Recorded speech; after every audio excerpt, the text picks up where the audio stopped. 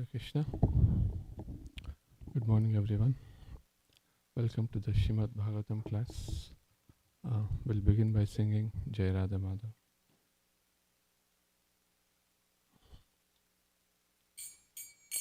Jaya Radha Madhava Kunja Bihari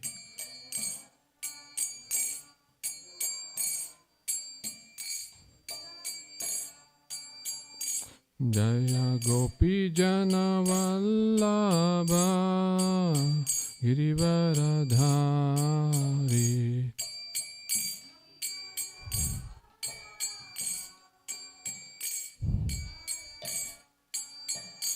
Jaya Yashodanandana Jaya Brajajana Ranjana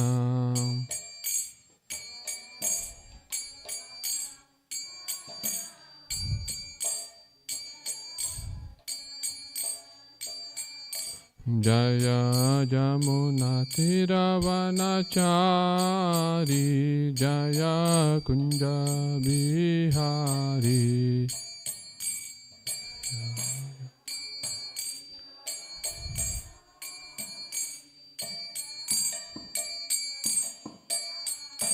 Jaya Radha Madhava Kunja Bihari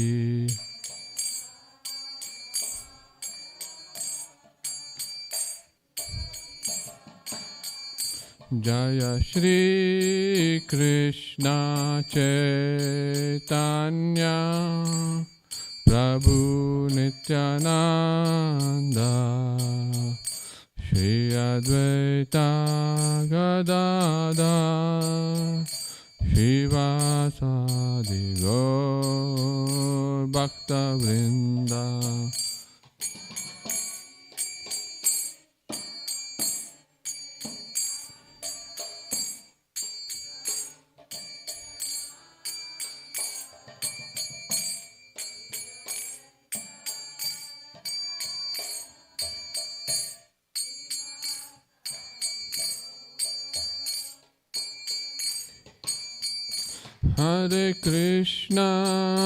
Hare Krishna, Krishna Krishna, Hare Hare, Hare Rama,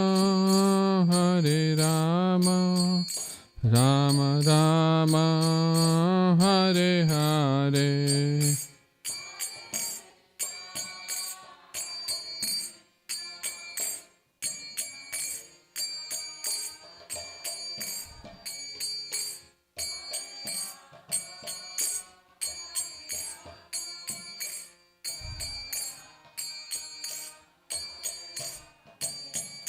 Hare Krishna, Krishna Krishna, Hare Hare, Hare Rama, Rama Rama, Hare Hare.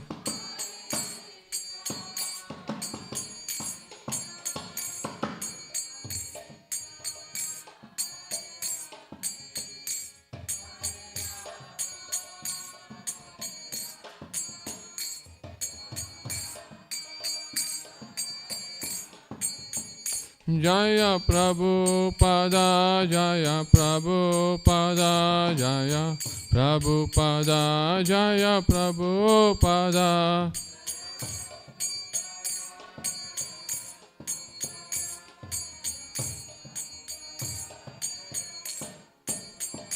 Jaya Guru Deva, Jaya Guru Deva, Jaya Guru Deva, Jaya Guru Deva.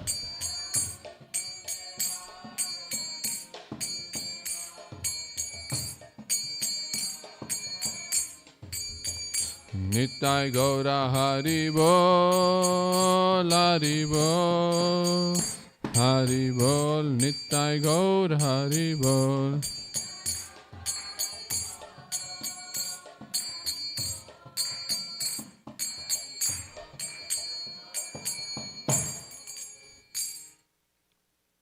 Jayom Mishnapad Paramahamsa Parivajaka Shrotra Sata Srimad His Divine Grace A.C. Bhaktivedanta Swami Srila Prabhupada Ki Jai Granthara Srimad Bhagavatam Ki Jai Thai Gaur Premanandi Haribo Namo Vishnu Padaya Krishna Prishta Bhutale Shimati Radharat.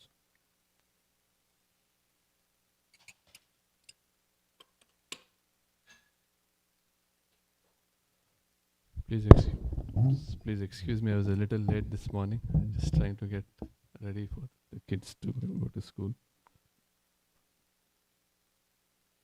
Is it not stable?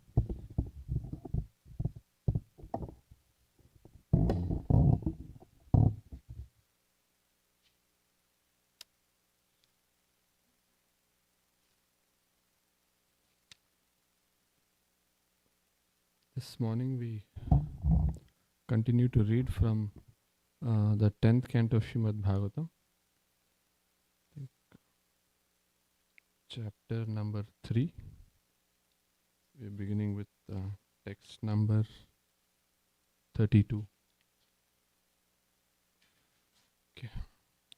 Om Namo Bhagavate Vasudevaya.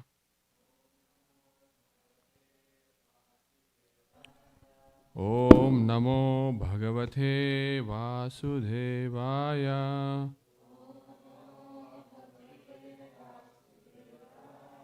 Om Namo Bhagavate Vasudevaya.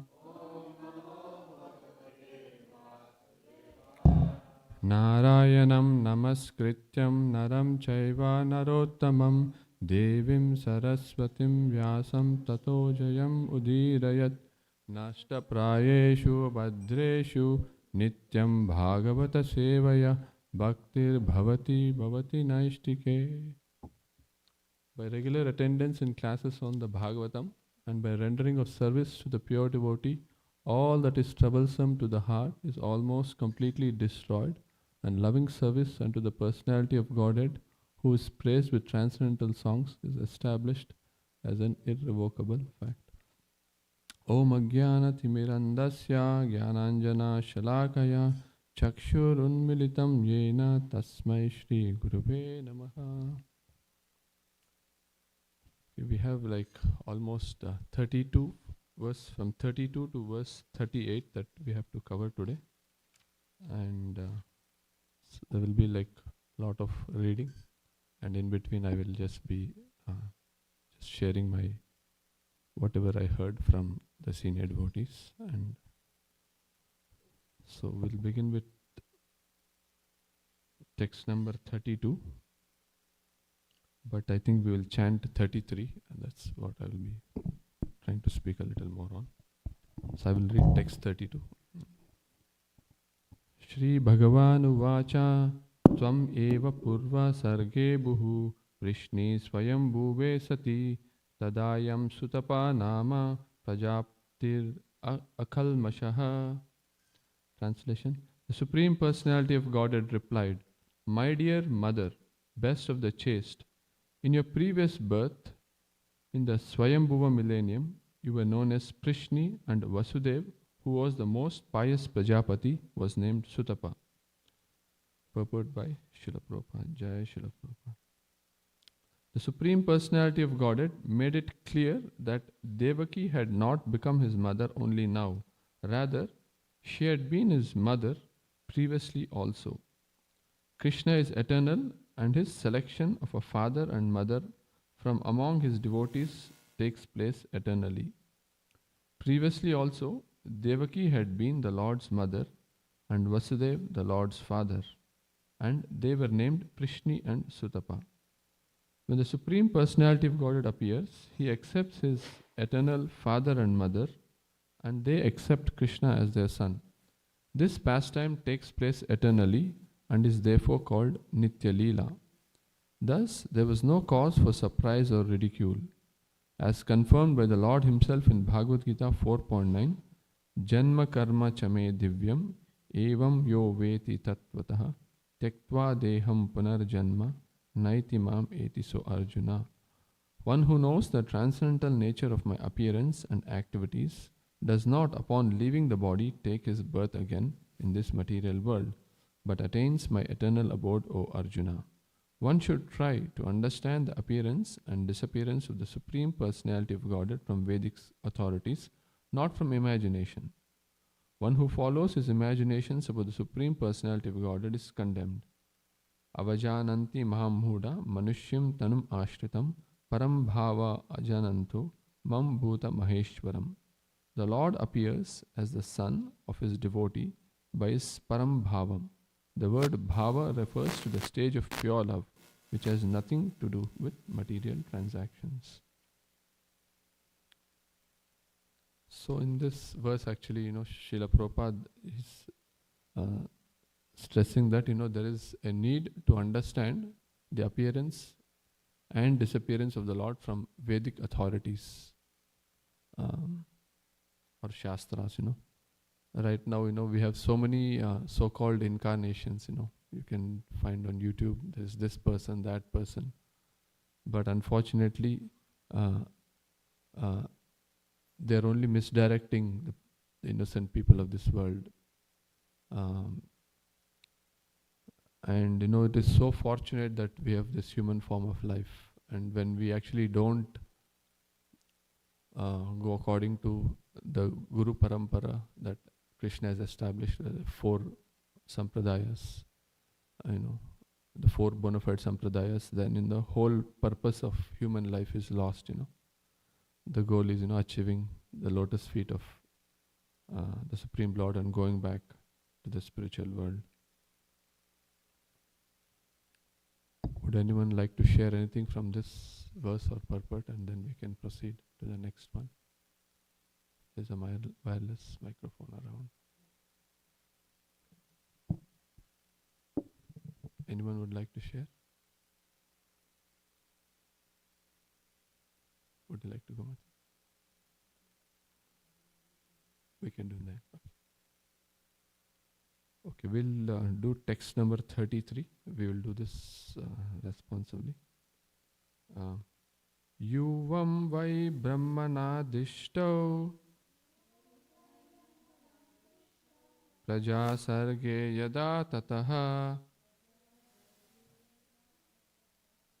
sanniyam indriya gramam tepate paramam tapaha. Yuvam vai brahmanadishto praja sarge yada tataha sanniyam indriyena gramam tepate paramam tapaha.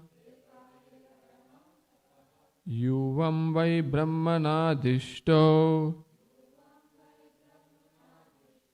praja sarge yada tataha sanniyam indriya gramam tepate paramam tapaha. Okay, we'll do word for word.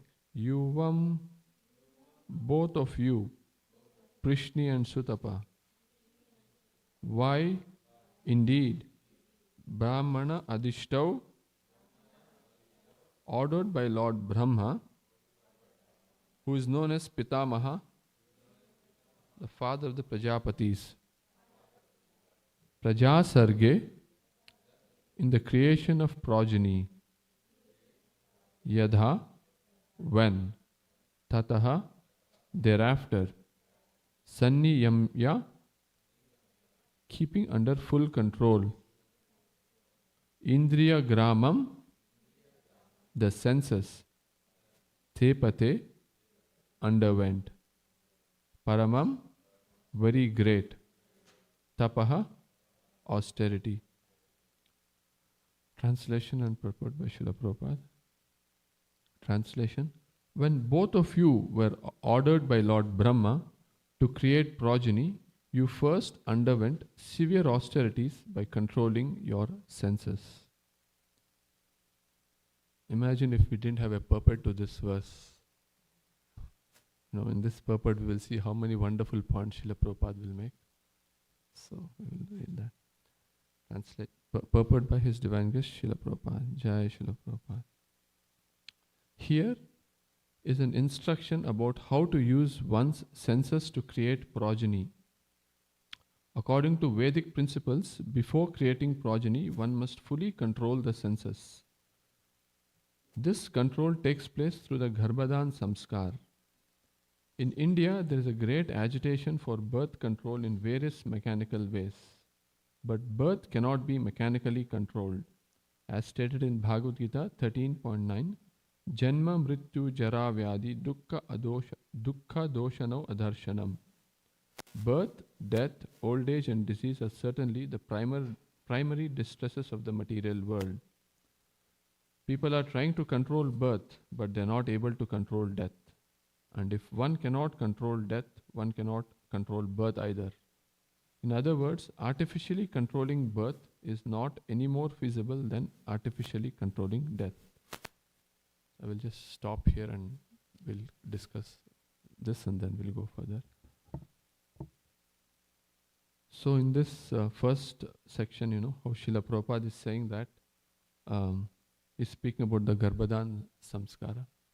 I was listening to one lecture by His Holiness Bhakti Rasayana Maharaj, and Maharaj was saying how this Garbhadan Samskara is a very, very important samskara when begetting children, Krishna conscious children. Actually, Maharaj was saying, when in Russia, when they were trying to, this was in the Soviet era, they were actually trying to eliminate all the intelligent people and make the entire society into like the most lowest class of mankind. And millions of people were killed in that process. And then in the end, they realized that what they did was like a big blunder, because there were no more leaders anymore. If everyone was like common people, how will they lead the nation? And then they went on to create an institute called the Institute of Family. I think it's called Institute of Family Creation or something like that. And then they did a lot of research, and finally they consulted the Vedas. And then their conclusion was, we should have everyone follow the Garbhadan Samskara. But later on the Cold War came, and then that never came into fruition. But then Maharaj quoted so many examples where there were very exalted Russian devotees who actually followed the Garbhadan Samskara, and then the result was glorious children, in their family. And Maharaj was giving one example of one family, they had two boys, very, very exalted. And one time, like 100 devotees went to Russia, to Mayapur. And then these two boys were in the Gurukul in Mayapur. They were studying. And then one of them, was just 14-year-old boy. He cooked an entire feast during the whole yatra for all these devotees, 100 devotees. And you can see like how the kids were so Krishna conscious as a result. And then there was one more funny pastime. Like they had a 4-year-old sister, the two boys, and she was like so fired up that she said to her parents, "I want to go join the Gurukul in Mayapur." And they joined her, and it so happened that she had to take her grandmother, and the grandmother was not a devotee. And then the grandmother was interested to take this little Vaishnavi to the temple. And then she woke up and then she put a tilak. And then they were going out of the house, and she looked at her grandmother and she said, "Where's your tilak?" And this grandmother is not even a devotee. And she said, "I'm not a Hare Krishna," the grandmother said. And then this little devotee said, since we are in Mayapur, everyone is supposed to wear tilak. So I'm not going out of the house if you don't put tilak. And she made her wear tilak. And for the grandmother, it was like childish, This is my granddaughter. And she was just having fun with her. And so she put on tilak. And they started walking out. And then this little girl, she pulled out her bead bag and started chanting. And then she was chanting and she looked at her grandmother. She said, "Where's your bead bag?" And then the grandmother said, "I'm not a Hare Krishna." She gave the same reason. And then she said,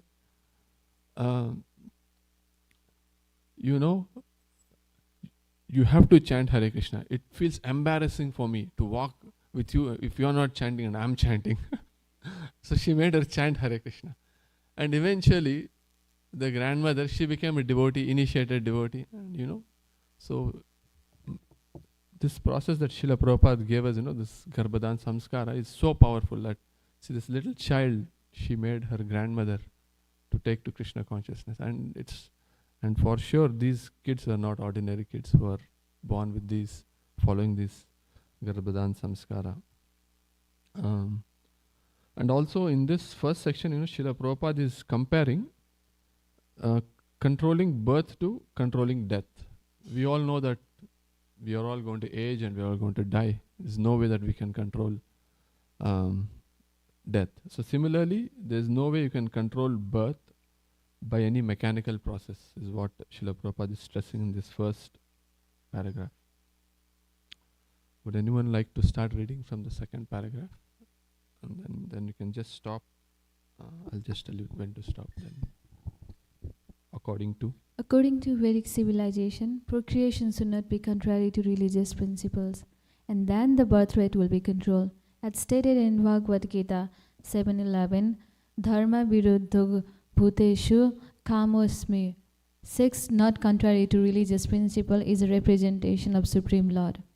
People should be educated in how to give birth to good children through samskaras, beginning with Garbhadhana samskara. Birth should not be controlled by artificial means, for this will lead to a civilization of animals. If one follows religious principles, he automatically practices birth control, because if one is spiritually educated, he knows that the after effects of sex are various types of misery, bahu dukha vaja. One who is spiritually advanced does not indulge in uncontrolled sex. Therefore, instead of being forced to refrain from sex or refrain from eating, he should be spiritually educated.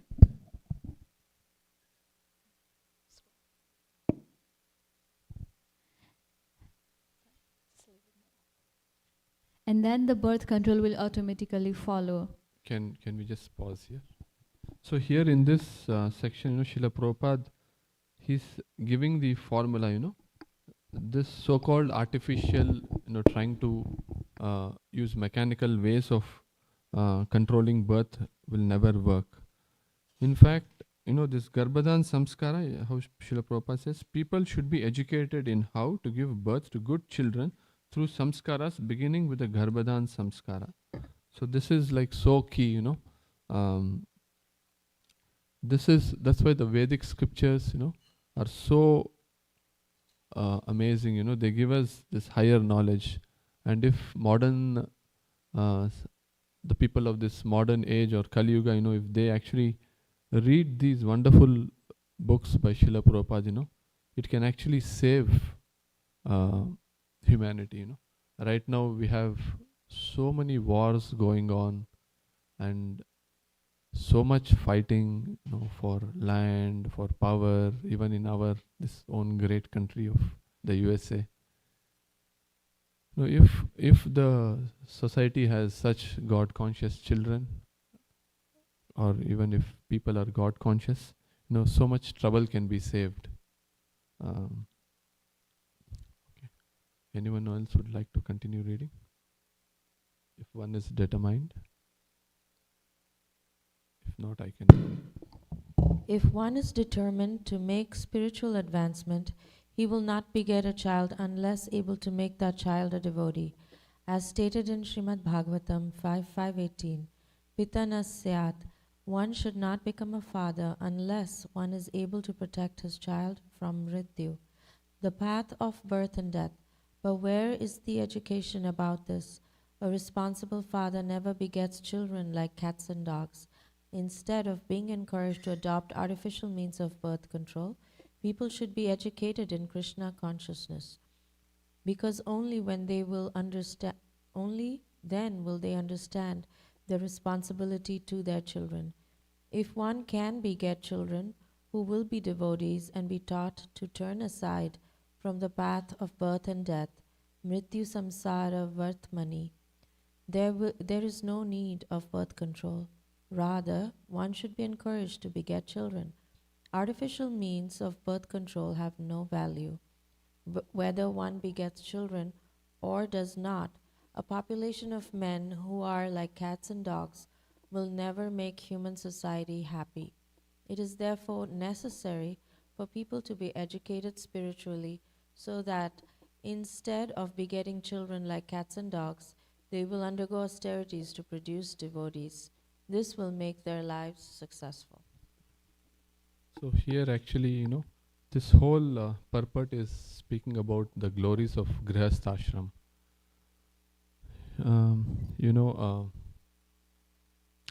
Like how when the husband and wife, when they follow these samskaras and they keep Krishna in the center of their life, the result is such good God conscious children.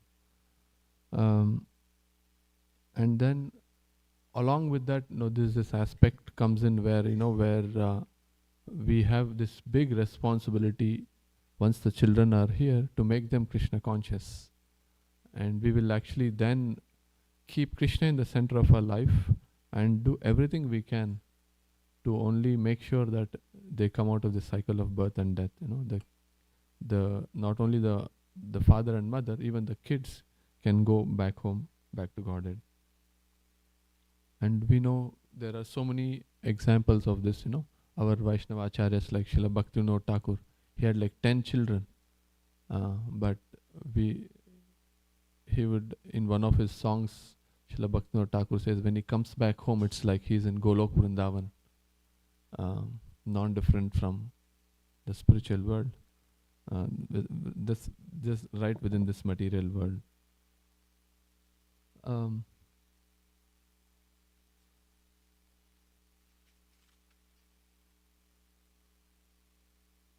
And then we can also see like how Grihastha ashram is sometimes will not be as smooth as we think it should be. But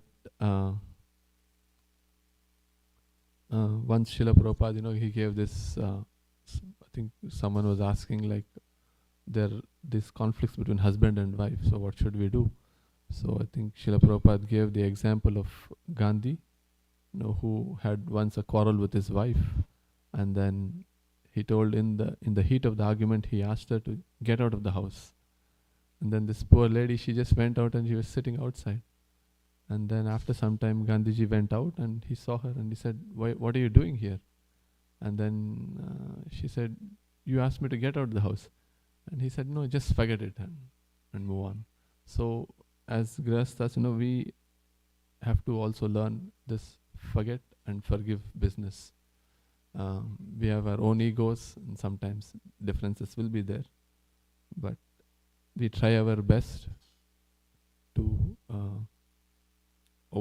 oversee these differences. And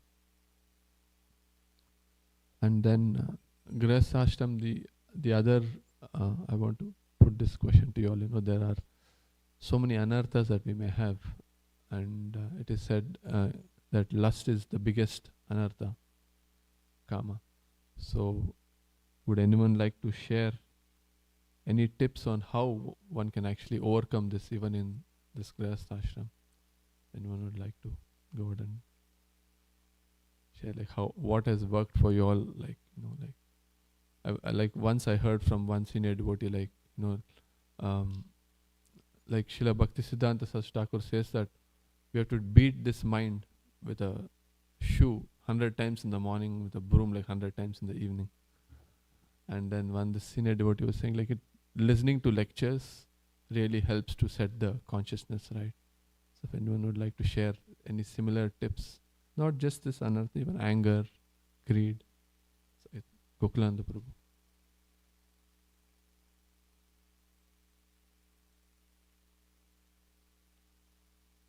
Hare Krishna. I was a couple of days back. I happened to watch Gauranga Prabhu's class on Brahmotsav occasion at GEV. So he made one wonderful point. I would like to just share here. I just made points there. Sure, Prabhu. So he spoke about the lust. So he said lust is two types. Prakrita Kama and Aprakrita Kama. Prakrita Kama is the material desires, and Aprakrita Kama is the transcendental desires. So he also mentioned about how Cupid works. When the arrow of the Cupid hits, where is it? It first gives harshanam, sense of happiness that is expected. So after harshanam comes is karshanam. Just to gain that particular happiness, one has to karshayati, right? Manashashtani, Krishna says, prakritisthani karshati. So one has to really toil like anything to attain that happiness. After karshanam, I think there is, I'm not able to pull it up. So after karshanam, I think there is roshanam. Rosha is the anger, because, we don't derive the pleasure or happiness as expected. So after roshanam, there is one more. There is maranam, and before that there is, I forgot. There is one more he mentions. The last one is maranam, death-like experience one gets, because of the frustration. So why did I get into this? So as Krishna says, right, there is a poison in the beginning, nectar in the beginning and poison in the end. Thank you, Prabhu, for sharing. So we'll continue with text 34, 35. Anyone would like to read? Translation. It was shoshanam before maranam, exploitation. Oh. One feels that I'm exploited by the lust. Thank you, Prabhu.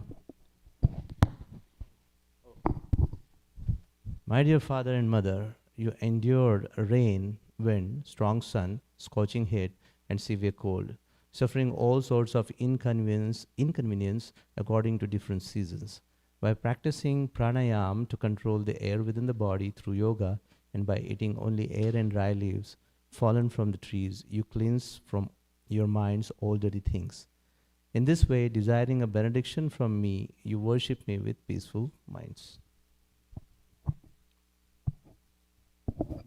Can we read the purport? Would you like to read the purport, Prabhu?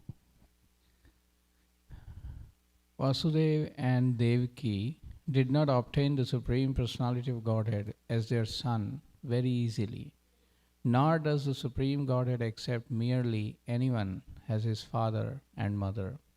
Here we can see how Vasudeva and Devaki obtained Krishna as their eternal son.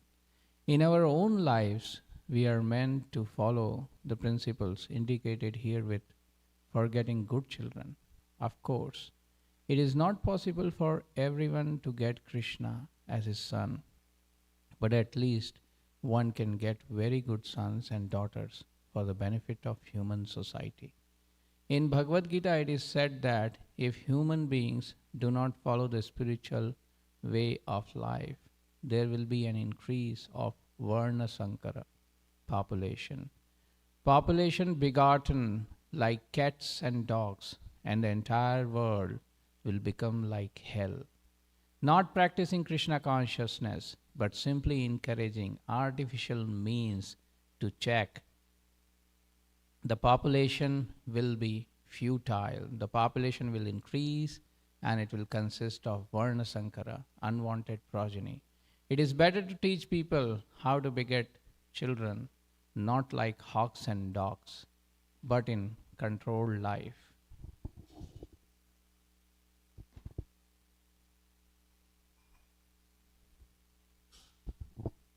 Human life is meant for not for becoming a hog or dog, but for tapo divyam, transcendental austerity. Everyone should be taught to undergo austerity tapasya. Although it may not be possible to undergo tapasya like that of Prishni and Sutapa, the Shastra has given an opportunity for a method of tapasya very easy to perform. The Sankirtan movement. Haribol. Hare Krishna.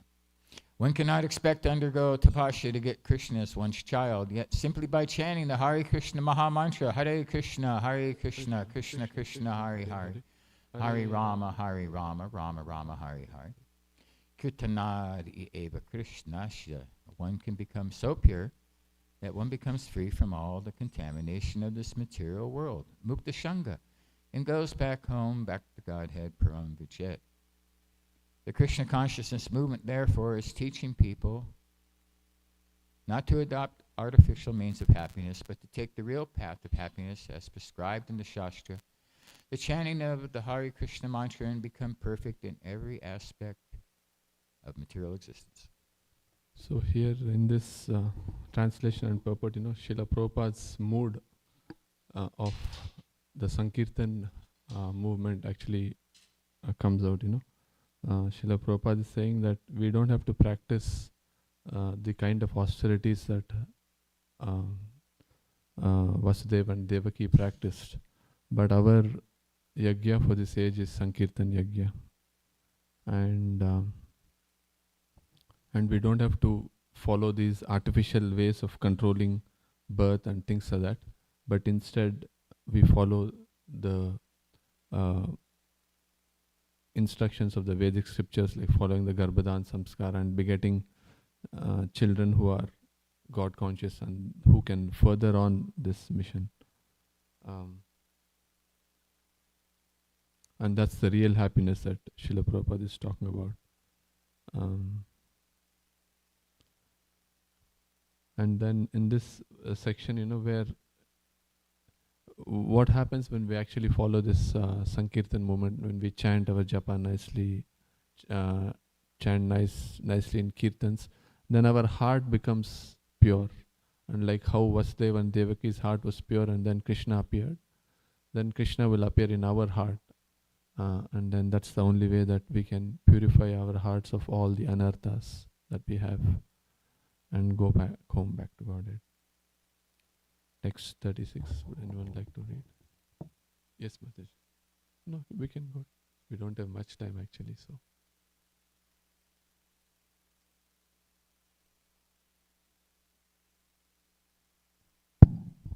How do we understand this concept that here we're saying if the devotees chant nicely, they will beget nice children.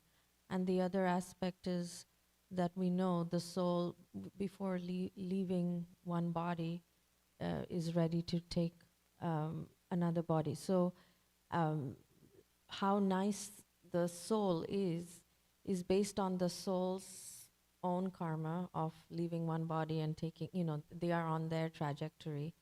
And how advanced they are depends on their karma. Versus here, the concept is that the parents, if they are advanced or if they are advancing nicely, then the soul that comes to them is so is it that there are nice souls in some planetary system waiting, and so when, let's say, there was this mention here that if everybody chants nicely, then they will get nice and the population will become nice. So there are nice souls, but they don't come to earth because they don't get nice parents to come to. And so we should try to do that so that we attract. Or is it that the soul has their journey and based on their karma and what they're advancing, they decide if they want to come to planet Earth or somewhere else? I mean, it can just connecting. I'm thinking very analytically here. Maybe No, actually, it's similar question was asked, and I think both aspects are there. One is the parents have to do their part, and then what I heard was this whole Garbhadan Samskar, it's not supposed to be like a mechanical process. It has to be done that bhava, like this is not for my sense enjoyment, but this is for the pleasure of the Lord, is why we're performing these samskaras. So I think one is the parents do their part, and then there are souls, then they come, they get their destined birth. And also we hear that, like many times demigods, they want to take birth in the earthly planet, or they may be highly elevated souls. So I think this is an opportunity for those souls to also come down. And then when such exalted souls come, they will really do wonderful things. Like we see so many uh, wonderful devotees born. They're so young and they're still so advanced. Like the story of that Russian girl that I mentioned. Gokulananda Prabhu. Would you like to add something?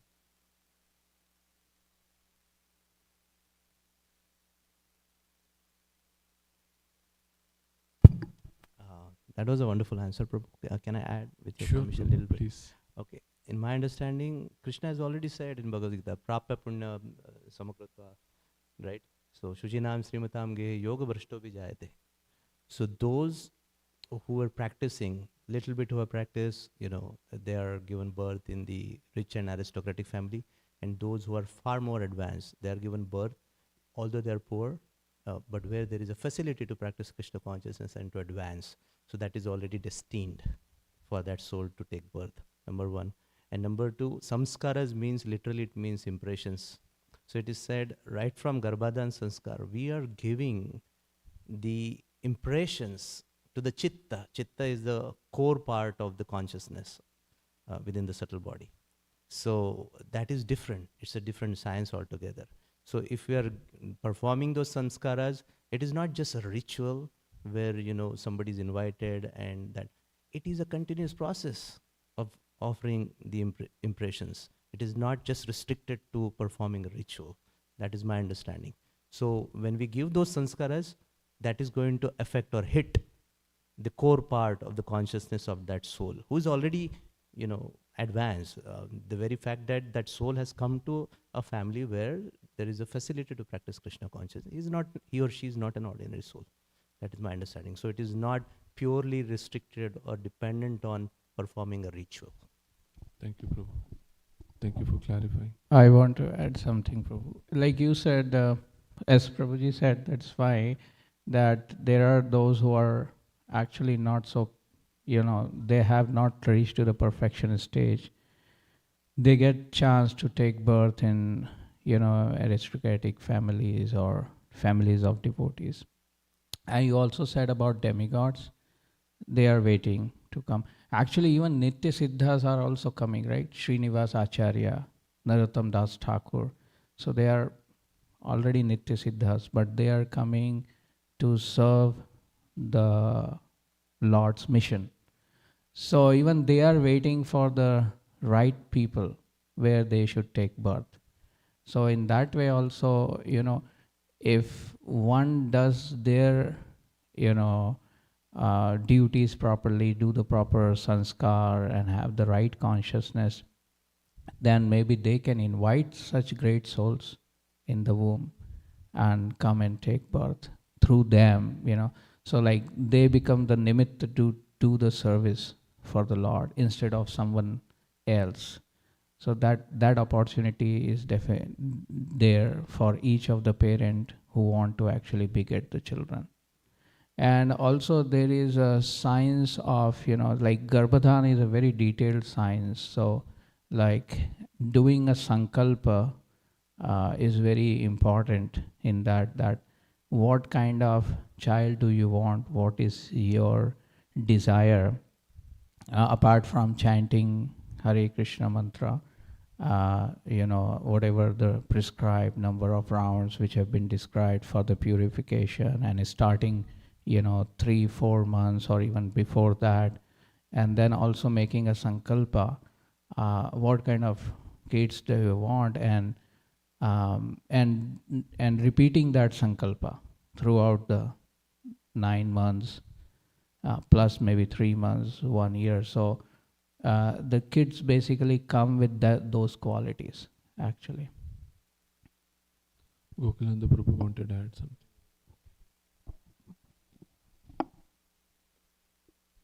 So also in this text 35,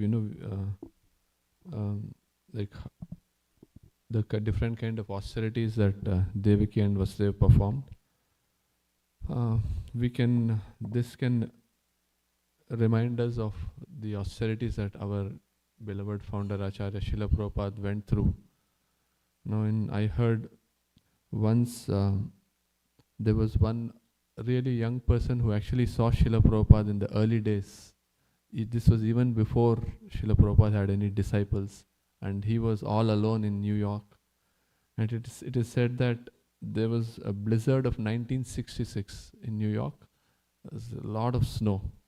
And then this young man, he saw Srila Prabhupada had very bare clothing and then pointed shoes, and he was walking. And Srila Prabhupada had the Mahamantra stuck on his back. And then he was just chanting all by himself in the streets of New York. So this is the kind of austerity that Srila Prabhupada endured. And then you see later on Srila Krishna was obliged to send so many wonderful devotees to establish this Sankirtan movement.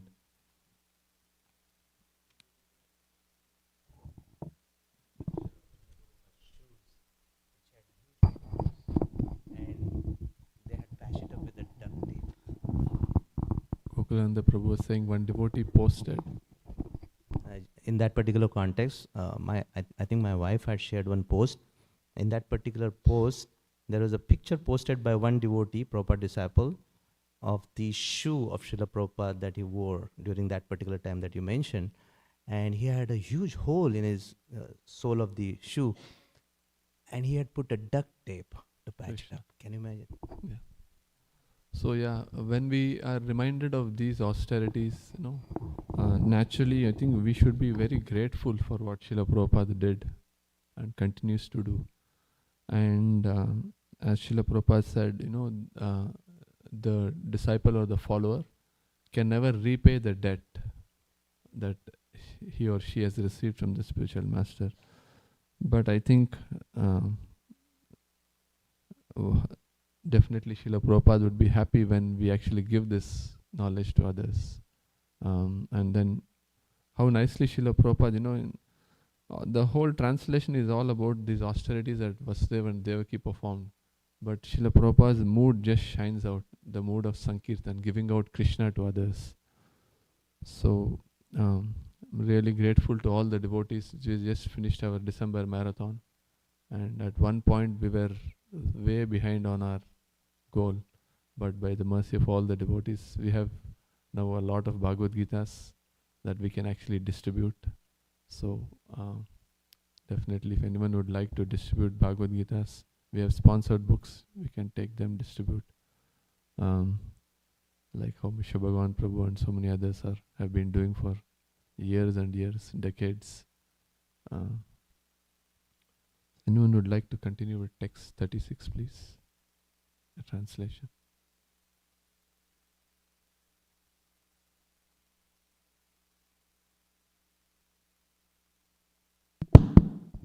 As you spend 12,000 Celestial. celestial years performing difficult activities of tapasya and consciousness of me, Krishna consciousness. Text, please continue to text 37, 38.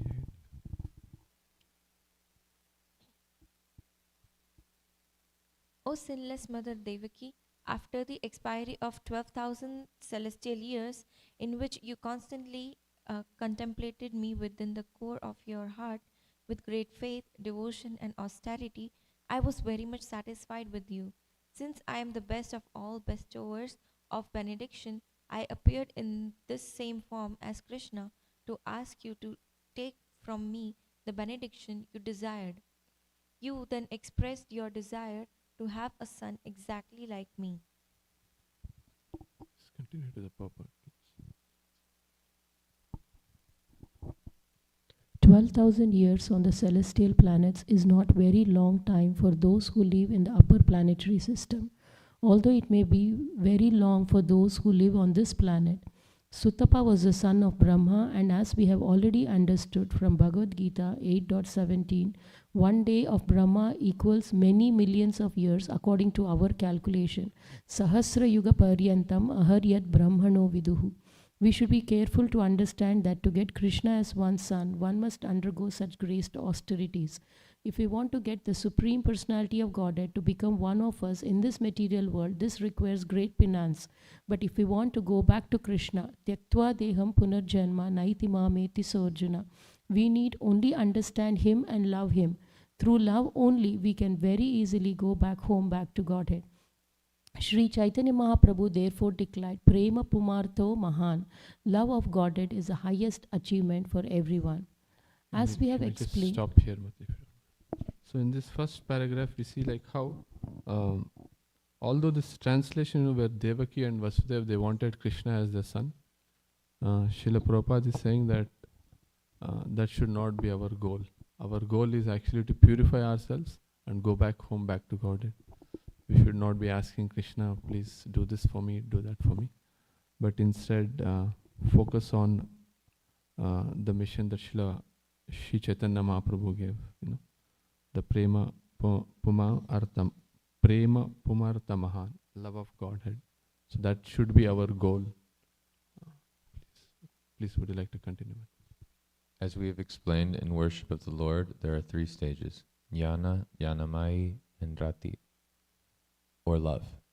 Supata and his wife Vrishni, am I saying that right?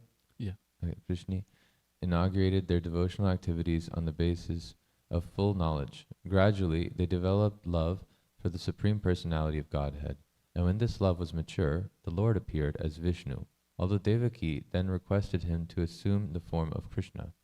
To love the Supreme Personality of Godhead more, we want a form of the Lord like Krishna or Rama. We can engage in loving transactions with Krishna especially. In this age, we are all... continue? Okay. Right. In this age, we are all fallen, but the Supreme Personality of Godhead has appeared as Chaitanya Mahaprabhu to bestow upon us love of Godhead directly. This was appreciated by the associates of Sri Chaitanya Mahaprabhu. Rupa Goswami says, Namo Namaha... what? Namo Mahavadanyaya Krishna Prema Pradayate Krishnaya Krishna Chaitanya Namine Gauratushe Namaha. In this verse, Sri Chaitanya Mahaprabhu is described as Mahavadanyaya, the most munificent of charitable persons, because he gives Krishna so easily that one can attain Krishna simply by chanting the Hare Krishna Mahamantra. We should therefore take advantage of the benediction given by Sri Chaitanya Mahaprabhu, and when by chanting the Hare Krishna mantra we are cleansed of all dirty things, Cheto Darpana Marjanam, we shall be able to understand very easily that Krishna is the only object of love. Kirtananda eva Krishnasya mukta sangha param vrajet. Therefore, one needs not undergo severe penances for many thousands of years. One need only learn how to love Krishna and be always engaged in his service. Sevon mukhi hi jivado Swayam eva spurat adaha.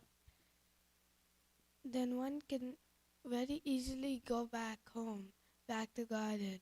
Instead of bringing the Lord here for some material purpose, to have a son or whatever else, if we go back home, back to Godhead, our real relationship with the Lord is revealed, and we eternally engage in our eternal relationship. By chanting the Hare Krishna Mahamantra, we gradually develop our eternal relationship with the Supreme Person and thus attain the perfection called Svarup Siddhi. We should take advantage of this benediction and go back home, back to Godhead. Srila Narottam Das Thakur has therefore sung, Patita Pavana Hetu Tava Avatar. Chaitanya Mahaprabhu appeared as an incarnation to deliver all fallen souls like us and directly bestow upon us love of Godhead. We must take advantage of this great benediction of this great personality of Godhead.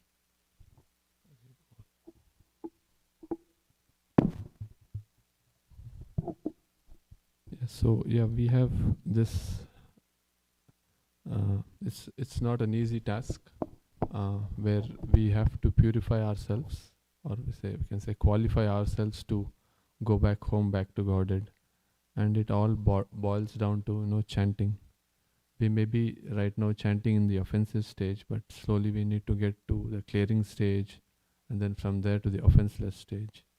And it's so important that, like how Burijan Prabhu says, it begins with every mantra. Every time we are chanting, the mind takes us in so many directions, but we have to make that concentrated effort, and we can do that when we chant in the association of devotees, or make the atmosphere like sit in front of the deities, or sit and chant, or just focus. Like it said that if you try to get all your rounds done in one stretch, as many as you can, then the focus is better. So we try our best and depend on, like how Srila Prabhupada says here, Pachita Pavana Hetu Tava Avatar, the mercy of Lord Chaitanya and Lord Nityananda. It is said that even the most difficult things can become easy when we remember Lord Chaitanya, and the most easy of the things becomes difficult when we forget them. So let's make the best take full advantage of this opportunity and try our best to go back home, back to Godhead. Yeah. Please forgive me. There were so many points in these wonderful purports. I don't think so I covered everything, but I tried my best. Mother Prabhupada Priya, would you like to add something? Can we get the microphone?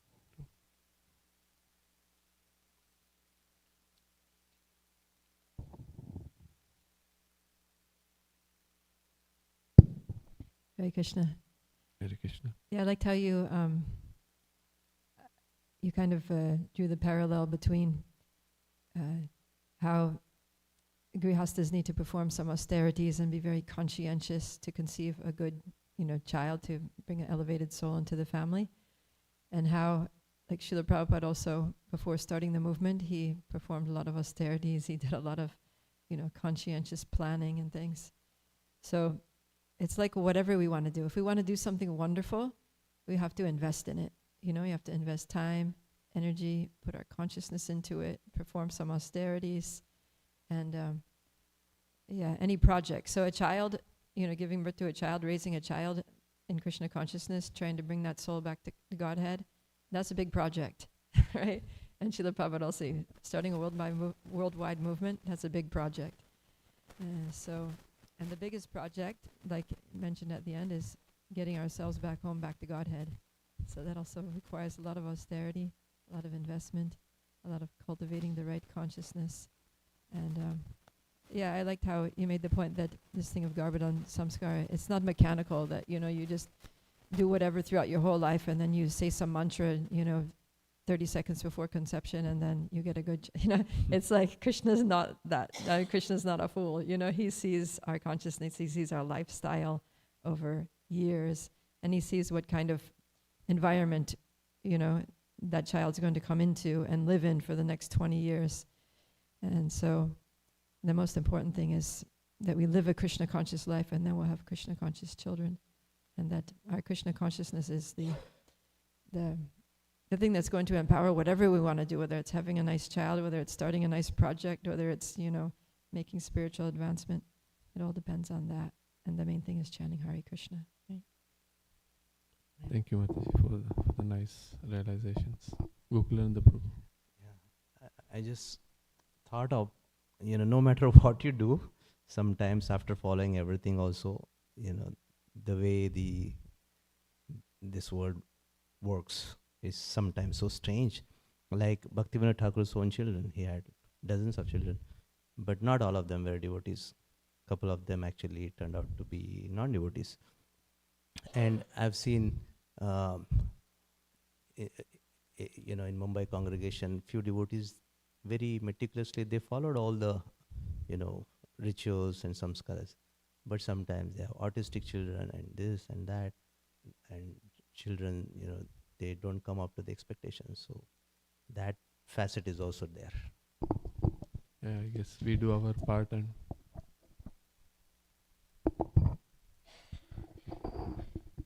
Thank you, Gokulananda, for that. I was kind of wondering sort of the same thing. There's one sentence that we read where it says that parents should make their kids become devotees. You see that? in text. So we've seen that children are all getting Krishna conscious education. It's like here in this community, all the children have similar experiences. They go to the Gurukul, their parents are devotees, come to the temple. But amongst all of them, we have Poindexter, his sister, and Govinda here that, just love Krishna consciousness. And other kids don't seem to have the same interest, even though they have the same exposure. Their parents did the austerities, like Gokulananda was saying, they became devotees. In Mayapur, I've seen devotees. One time some parents were asking me, what do we do? I tried to make my kid a devotee. We put him in the Gurukula. We bring him to the morning program, prashadam, we perform, like that. So why is it that, how do you make the child into a devotee? That seems like that happens. It's a very important question, another Prabhu, way. but I remember one point where I think Srila Prabhupada says that from the age of 0 to 5, you have to treat your kids like a king or a queen. Then 5 to 10, you have to discipline them. But age of 10 onwards, you have to treat them like a friend. They come with their own past karmas also. So it's said that we can take the horse to the water, but we can't make the horse drink water. It is up to the horse. So we create the best possible samskaras and environment, as everyone was mentioning, for the kids.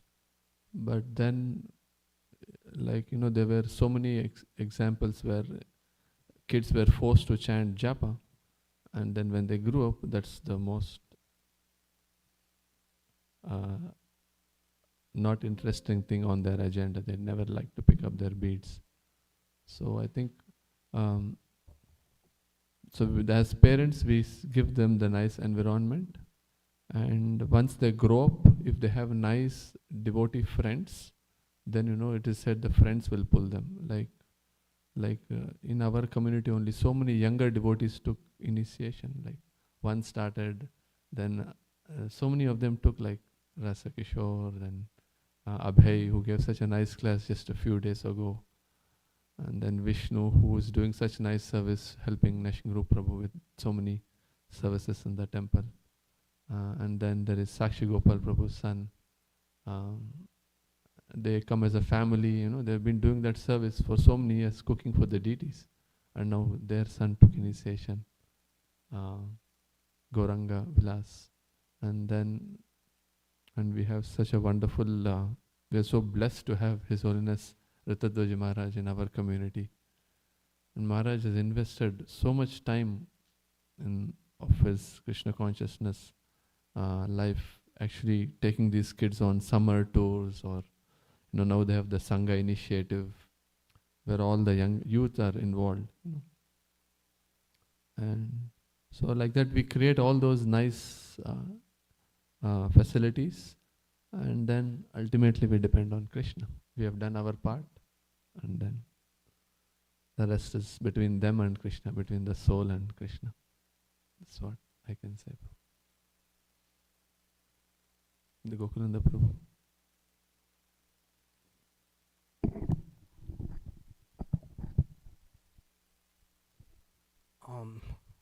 I recall Radhana Swami, one time he mentioned, somebody asked this question, And he said that it is Krishna who makes the soul advance in Krishna consciousness.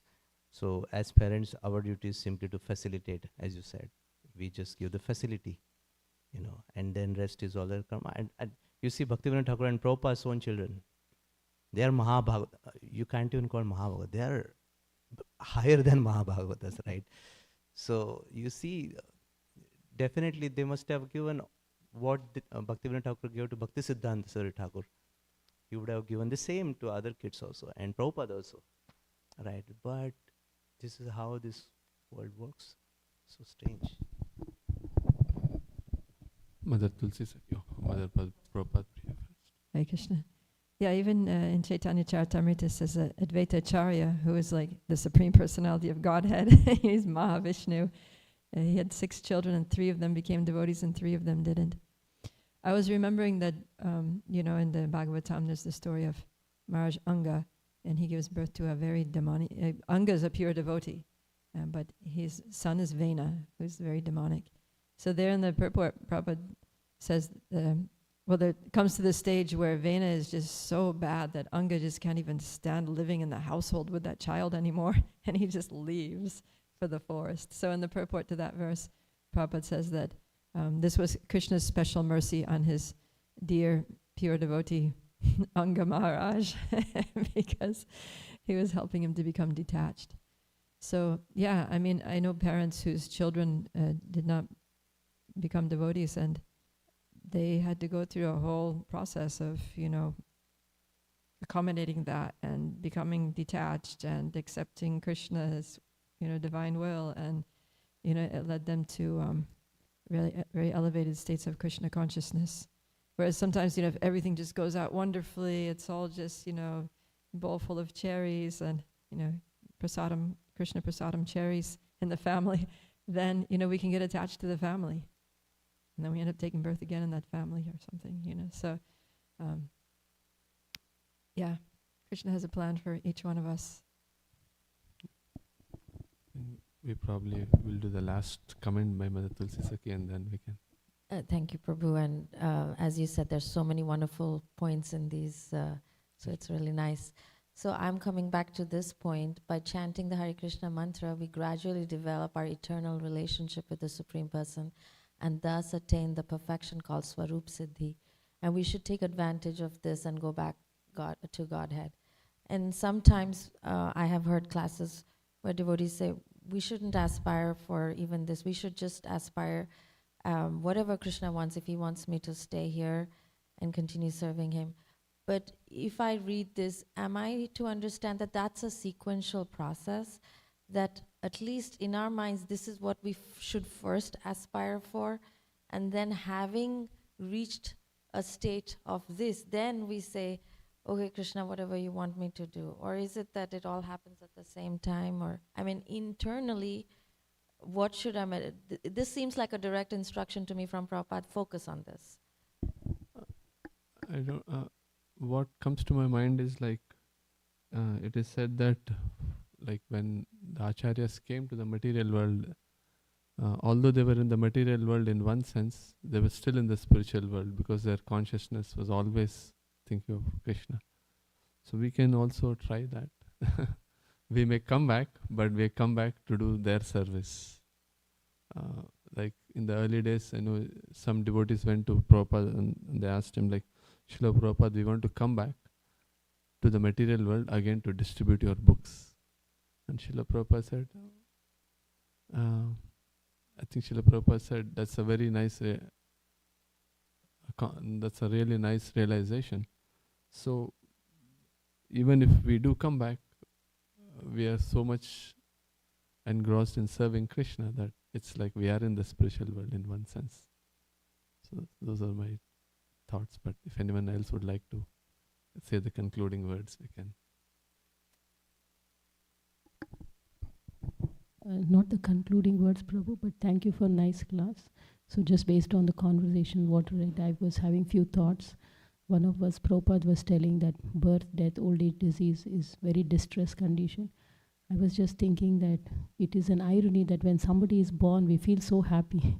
But Bhagavatam gives us a different perspective that we are coming to a distressed, miserable world. So, and another question was, I think Mataji was pointing out that preparing our consciousness to have Krishna.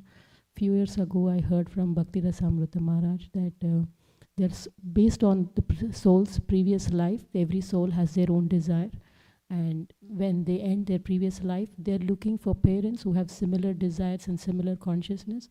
So that's why Maharaj says that we need to prepare our consciousness if we have a desire to have a certain type of child. So then since that soul is searching, it will automatically come to us. And on the last point we were discussing about kids not being Krishna conscious, I feel like everything is a win-win situation in Krishna consciousness. Suppose we have Krishna conscious children, they will help us to get attached. If they are not Krishna conscious also, they will help us to get attached to Krishna, because then we get easily get detached. Because I feel like husband, wife, children, this is not so easy to be detached. It's, at least for me, it feels like it's beyond my ability. But if some things are not conducive for Krishna, it's also a win-win situation, because then we can easily get detached and get more. So I feel everything is win-win situation in Krishna consciousness. Jai. Thank you. Thank you everyone I learned a lot from all of you. So I'm really grateful. Grantaraj Srimad Bhagavatam ki jai. Srila Prabhupada ki jai.